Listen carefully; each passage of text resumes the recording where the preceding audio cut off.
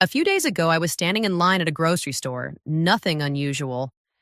I grabbed a few things, walked up to the register, and when the cashier asked for my ID to buy something, she looked at it, looked back at me, and just stopped. She didn't say anything for a second. Then she said, "This has to be wrong. There is no way you are 56 years old." She genuinely thought it was a mistake. She thought maybe I had handed her the wrong card or the number was a typo. And I smiled, because this wasn't the first time. It happens regularly. At the hospital, at events, even with colleagues who have known me for years and still do a double take when my age comes up in conversation. But here's the part that stayed with me. It wasn't the compliment. It was what she said right after. She leaned forward and said, "I need whatever you're doing. Like, whatever it is, tell me." And I looked at her and thought, okay, the honest answer to that is going to disappoint you because it's not exciting. It's not one thing. There's no product. There's no shortcut. There's no secret that you haven't technically heard before. But the way it's put together, the order it's applied, the reason behind each piece, that's where most people go wrong. And that's exactly what I want to walk you through today. I'm 56 years old. I have not had cosmetic surgery, no fillers, no procedures. I'm not hiding anything. I want to be completely transparent with you about that because I know that's often the first assumption people make. And it's a fair assumption because we live in a world where a lot of people who look good for their age have had help they don't disclose. I haven't. And the reason I can say that confidently is that what I've done is something that leaves very specific, very visible markers. Not on your face, but in your energy, your posture, your strength, your ability to function. These are things that surgery and fillers cannot give you. What I've done is stay consistent with a set of habits that are grounded in how the body actually works, not in trends, not in what's popular, not in what sounds impressive. And today, I'm going to walk you through every single one of them. But before I do, I want to ask you something genuinely. When you look in the mirror right now, what bothers you the most? Is it your skin, your energy, the way your body is changing, your muscle tone? Drop it in the comments below this video. I'm not asking for conversation's sake. I'm asking because by the end of this video, you'll understand that whatever it is you just thought of, the answer is not cosmetic. The answer is structural. And most people are trying to fix the surface while the foundation underneath is quietly breaking down. So let's talk about what's actually happening. And let's talk about what you can actually do about it. Here's the truth that most conversations about aging skip over entirely. Aging is not random. It is not bad luck. It is not purely genetics. Aging is a biological process driven by a very specific set of mechanisms that have been studied extensively, that we understand well, and that we have real influence over. The reason people look dramatically different from each other at the same age is not because some people were lucky. It's because some people, knowingly or not, did things that slowed the rate of visible decline, and others didn't. The mechanisms that drive how fast you visibly age come down to a handful of core processes. Chronic inflammation in the body, the gradual loss of muscle over time, hormonal shifts that affect everything from your skin to your metabolism to your sleep quality, a process called glycation, where excess sugar in the blood damages the structural proteins in your skin and your blood vessels, accumulated sun damage over decades, and oxidative stress, which is essentially the cellular wear and tear that builds up when your body's repair systems can't keep pace with the damage coming in. None of these are mysterious. None of them require a medical degree to address. But here's the distinction that most people miss. And this is genuinely important, so I want you to hold on to it. Looking younger at 56 is not about reversing your age. It's about slowing the rate at which visible decline compounds. Those are different goals. One is impossible. The other is very achievable. And when you understand that difference, you stop chasing fixes and start building systems. By the end of this video, you're going to understand the exact training approach I use and why what most people do for exercise is simply not enough to protect their body after 40. You're going to understand the diet structure I follow and why it supports the things most people are most afraid of losing: their collagen, their hormones, their energy, their metabolism. You're going to understand the 3 skincare ingredients that actually have clinical evidence behind them and why the rest of what's on the market is largely noise. You're going to understand what alcohol is actually doing to the way you age, and the answer is more significant than most people have been told. And you're going to understand why discipline applied consistently is the one variable that makes everything else work, and why without it, nothing else matters regardless of how perfect your protocol looks on paper. No magic, no biohacking theater, no extreme claims, just physiology applied consistently over time. That's it. I'm Dr. Megan Foster. I've spent 24 years in surgical medicine. I've operated on bodies that have aged well and bodies that have aged badly, and I want to tell you something clearly. The difference is almost never genetic. When you see the inside of the human body across tens of thousands of patients, patterns emerge that become undeniable. The people who look 10 to 15 years younger than their age on the outside almost always look dramatically healthier on the inside, too. Their blood vessels are flexible. Their organs are functioning efficiently. Their muscle mass is preserved. And the people who have aged rapidly on the outside, the ones with deep skin damage, poor muscle tone, chronic fatigue, they often have vascular damage, metabolic dysfunction, and muscle wasting that reflects the same long-term neglect. The outside and inside tell the same story, always. This is not medical advice. I'm speaking as someone who has lived this and studied this and applied it to her own life for decades. What I'm going to share is what I personally do. It's what the research consistently supports. And it's what I believe, based on everything I've seen in practice and in my own body, makes the most meaningful difference. Let's start with the single biggest driver of accelerated physical aging after the age of 40. And it is not what most people expect when I say it out loud. It's muscle loss. After the age of 30, if you're not actively doing something to counter it, your body loses somewhere between 3 and 8% of its muscle mass every decade. At 40, that number starts to feel real. At 50, it becomes visible. At 60, the consequences, metabolic, structural, hormonal, are significant enough that they start to limit daily function. Muscle is not just about looking fit. Muscle is metabolically active tissue. It governs your insulin sensitivity, which affects how your body handles blood sugar, which affects inflammation, which affects your skin, your energy, your weight, and your hormonal balance. Muscle supports your posture and your bone density. Muscle maintains the structural integrity that gives your face and body their shape and their firmness. When people say someone looks tight or toned as they age, what they're actually observing is preserved muscle mass under the skin. Youth doesn't just look like smooth skin. It looks like structure. It looks like substance. And you can't get that from a cream or an injection. You have to build it. So what do? I train 4 times a week using resistance training.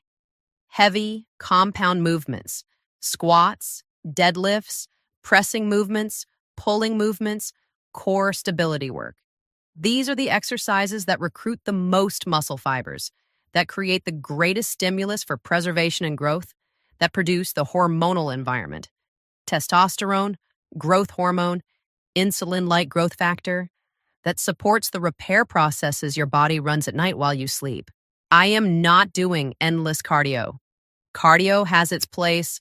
Cardiovascular health matters. But if you are a woman over 40 and your primary form of exercise is walking or low-intensity cardio, I want to be direct with you. That is not enough to preserve what you're losing. Walking is good. Walking plus resistance training is what actually changes the trajectory. These 2 things are not interchangeable. The question I get most often is whether it's too late to start.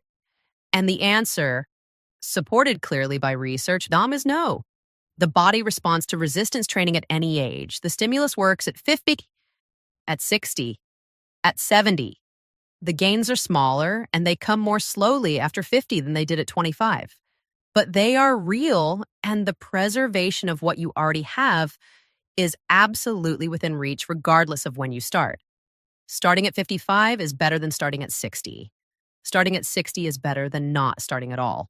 The other thing I want to address here is intensity. A lot of people are doing what I'd call comfortable resistance training. They pick up the same weights they've been using for 2 years.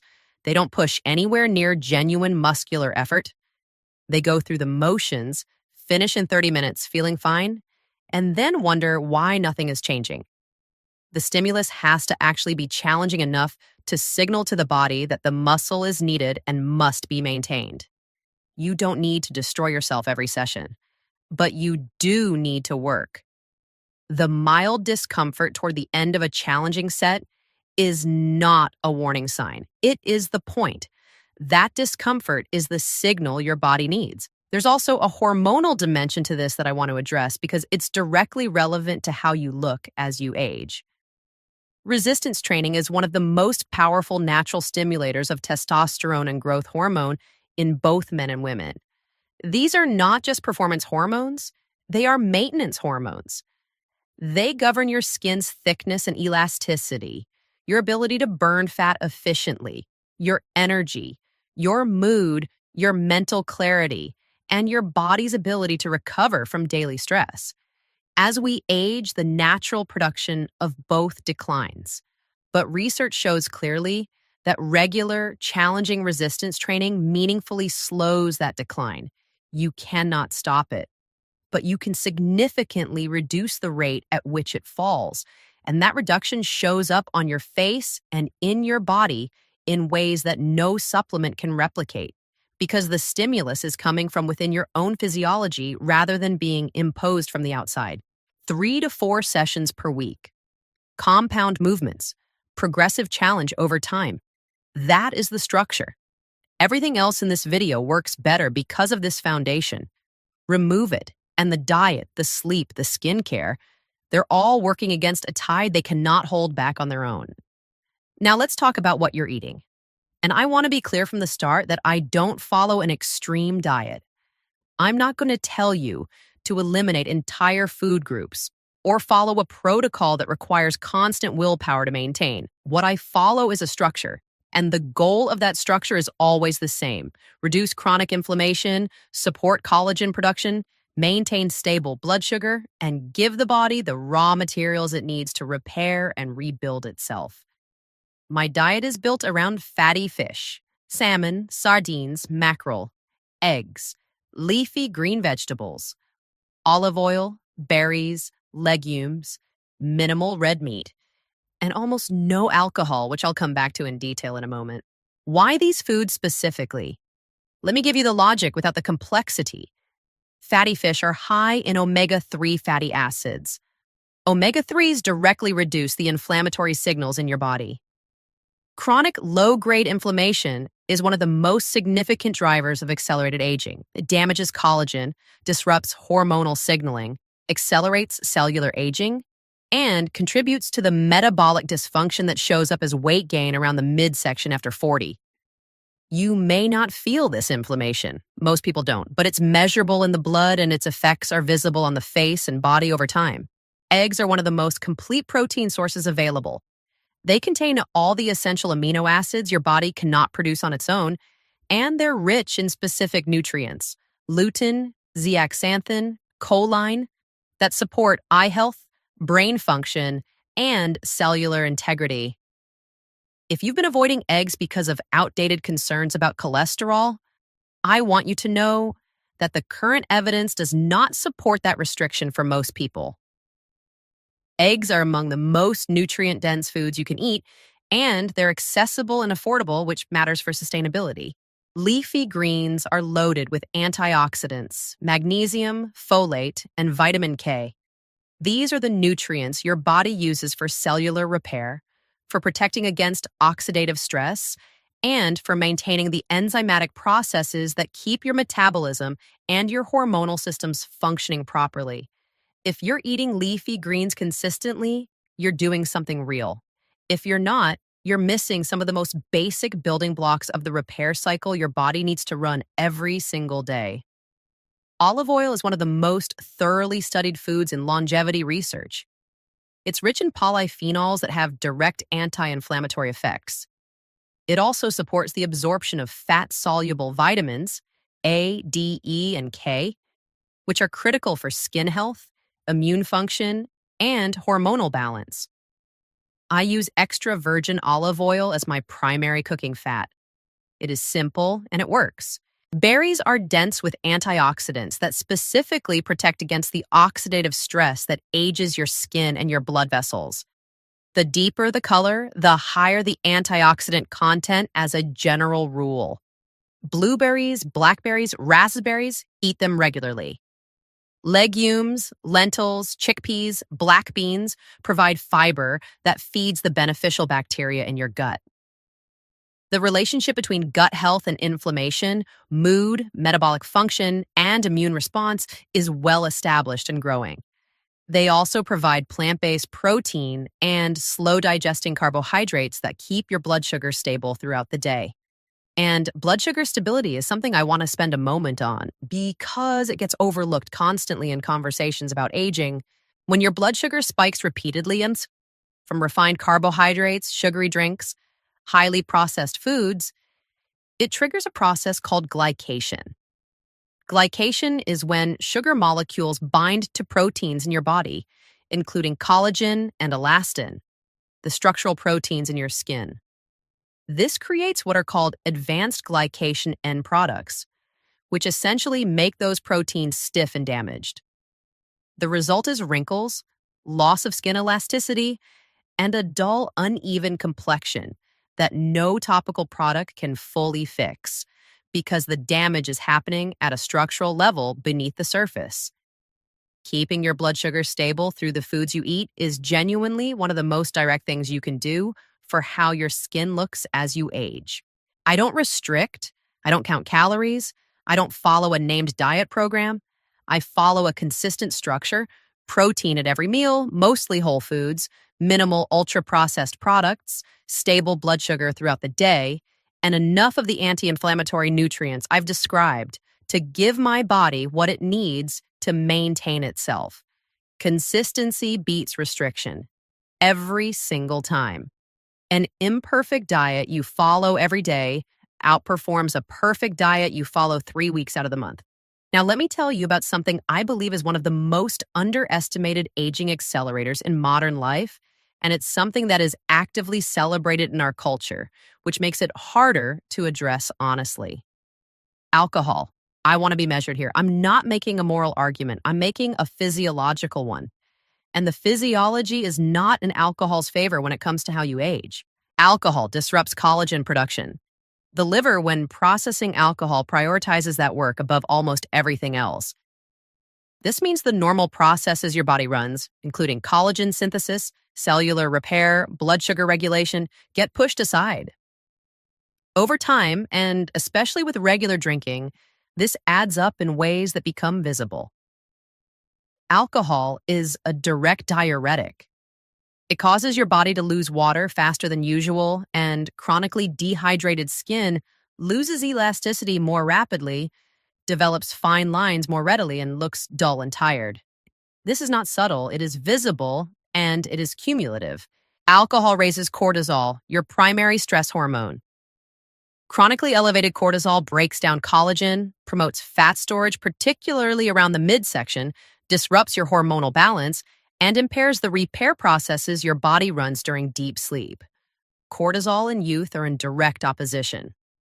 Every time you keep cortisol elevated longer than necessary, you're paying a biological price.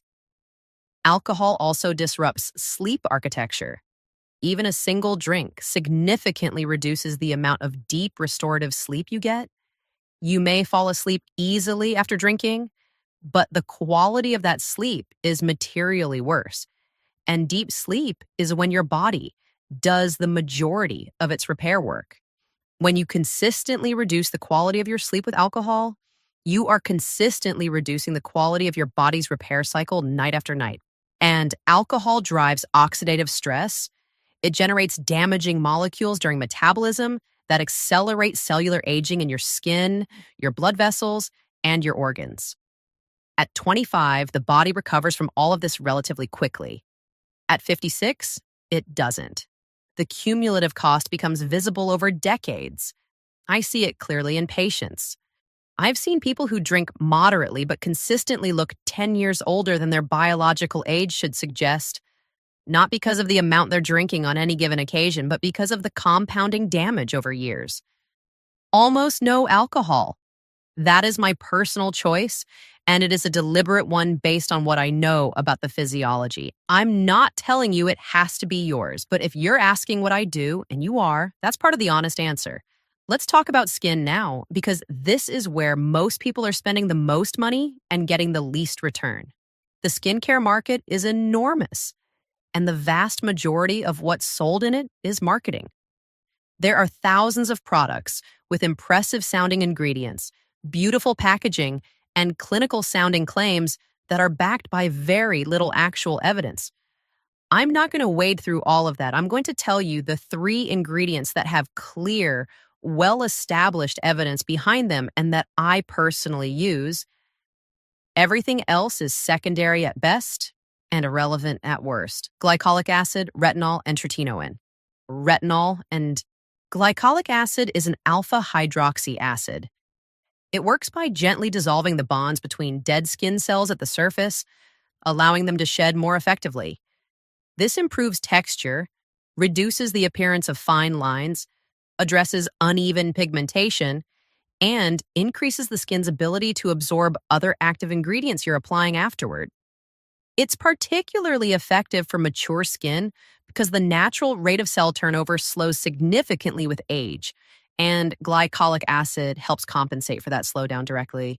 Retinol is a vitamin A derivative. It works by increasing the rate at which your skin cells turn over, pushing newer, healthier cells to the surface faster. It also stimulates fibroblast activity. These are the cells in your skin that produce collagen. And it helps regulate the pigmentation process that leads to age spots and uneven skin tone. Retinol is one of the most studied topical ingredients in all of dermatology. The evidence behind it is strong and consistent. If you are over 40 and not using it, you are missing one of the most effective and accessible tools available to you. Tretinoin is a prescription-strength form of vitamin A. It works through the same fundamental mechanisms as retinol, but is significantly more potent and has decades of rigorous clinical research behind it. Tretinoin has been shown in controlled studies to actually stimulate new collagen production in the skin. Not just slow its loss, but actually rebuild some of what has been lost. That is a meaningful distinction, and it's why I use it rather than relying solely on retinol. These 3, plus daily sunscreen, are my complete skincare protocol. And I want to say something about the practical reality of using these ingredients because a lot of people start them and quit because they don't understand the adjustment period. Retinol and tretinoin in particular cause a process called retinization when you first begin. Your skin may flake, feel sensitive, or look worse before it looks better. This is normal. It's the skin adjusting to an accelerated turnover rate. It lasts a few weeks to a couple of months depending on the person and the strength you're using. Most people quit during this window because they interpret it as a sign the product isn't working or is harmful. It's actually a sign that it is working. Start at a low frequency, 2 or 3 nights per week, and build gradually. Patience here is rewarded with results that last. Sunscreen is not optional. Ultraviolet radiation from the sun is the single largest environmental contributor to premature visible aging. It degrades collagen, damages the DNA in skin cells, creates age spots, and breaks down elastin. The cumulative sun exposure you accumulate over decades is responsible for a significant portion of what we associate with looking old. Daily sunscreen interrupts that process. Daily. Not just on beach days, not just when it's sunny, every single day. Everything else, the serums, the eye creams, the brightening products, the collagen masks, the lifting lotions, most of it is noise.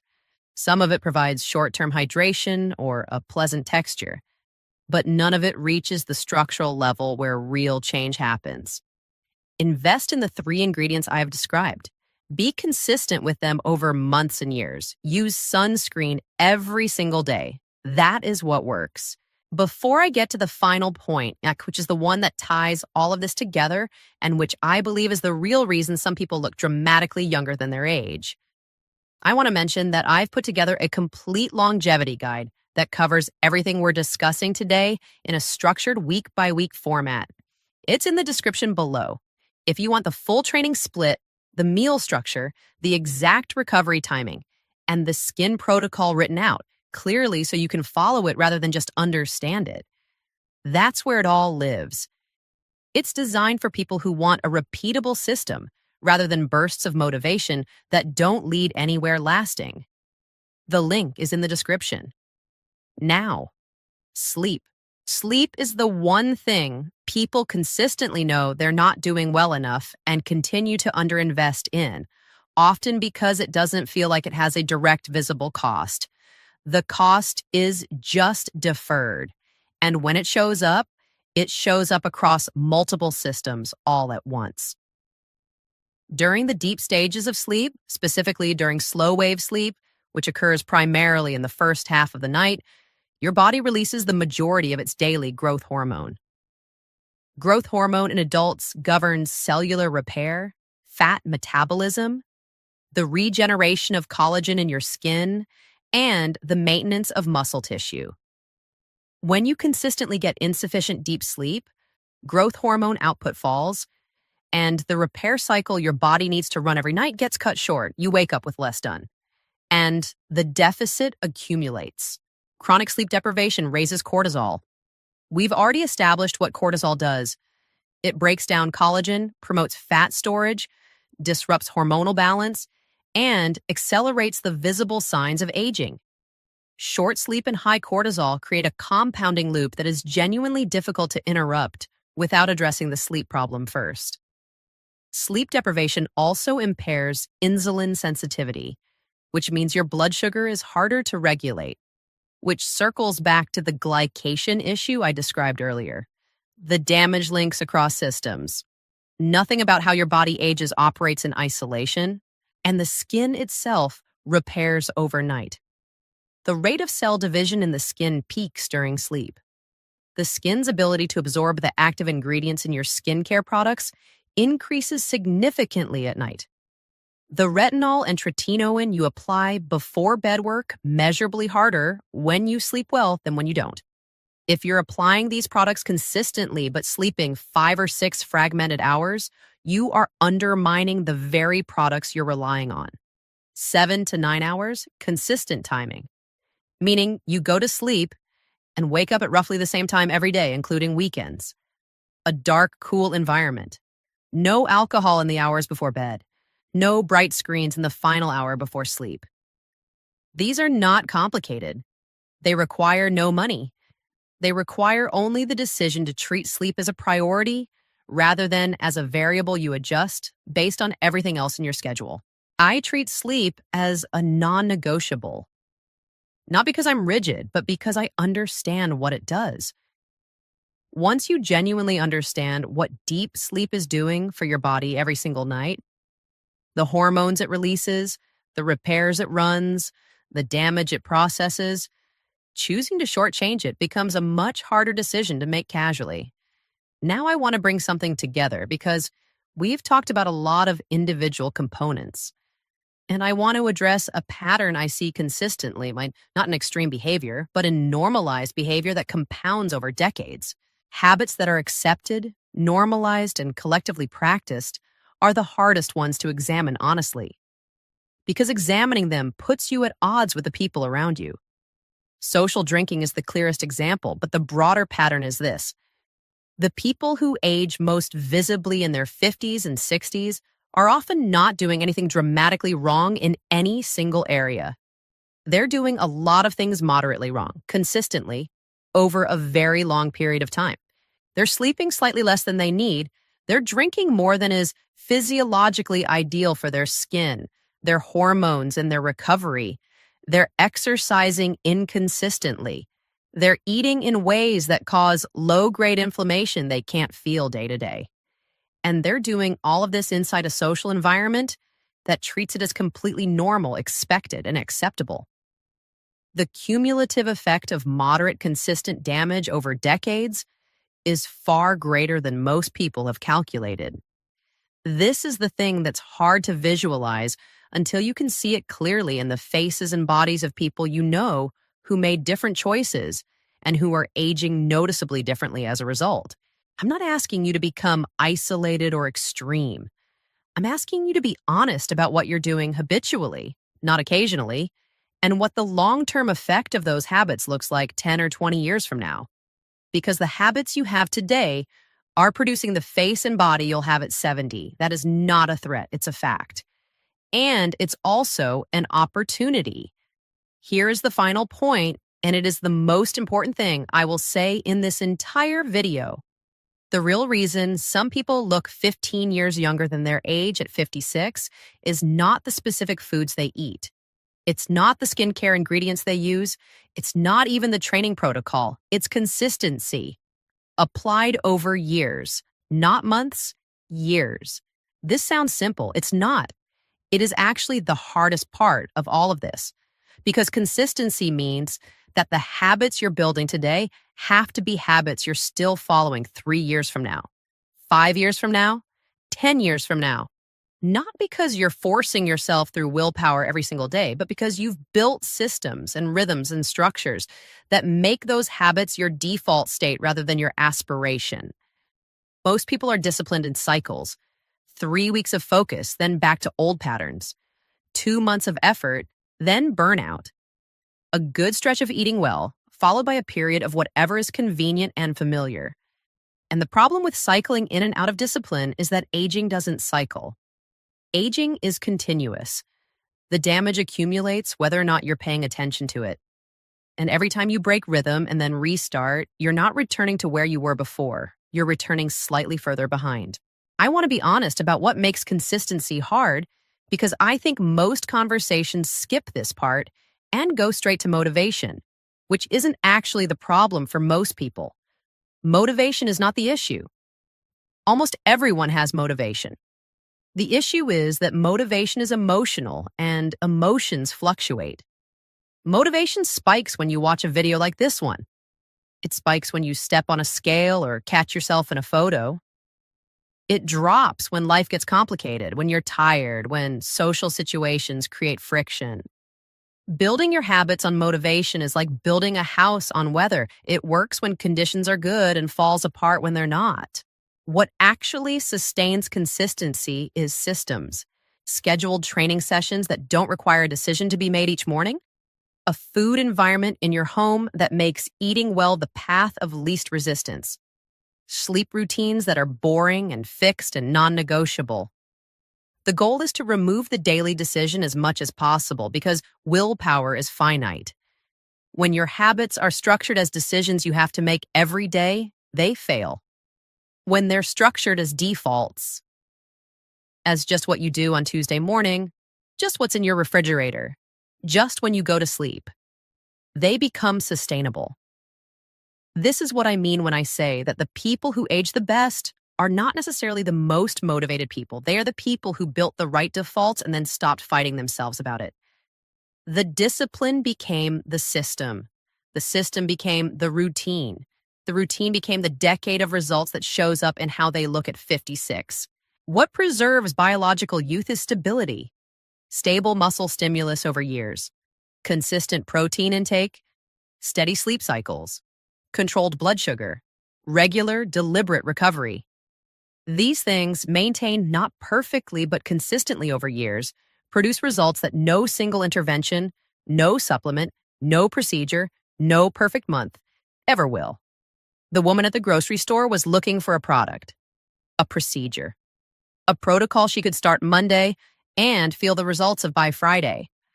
And I understand why, because that's how we've been conditioned to think about this. But the answer I gave her was harder than any of that. What you're seeing on my face is the result of decisions I made at 35 that I'm still making at 56.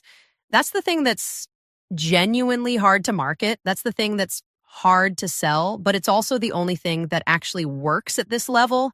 You don't look younger because of one perfect year. You look younger because of 10 disciplined ones. And that means, and I want you to really absorb this, it is completely within your control. The outcome is not fixed. The trajectory is adjustable. You are not past the point of meaningful change, but the time to make these habits consistent is not later. The compound interest of this works both ways. Every year you invest, the returns grow. Every year you don't, you're borrowing against the future version of yourself. So here's what I want you to do right now before this video is over.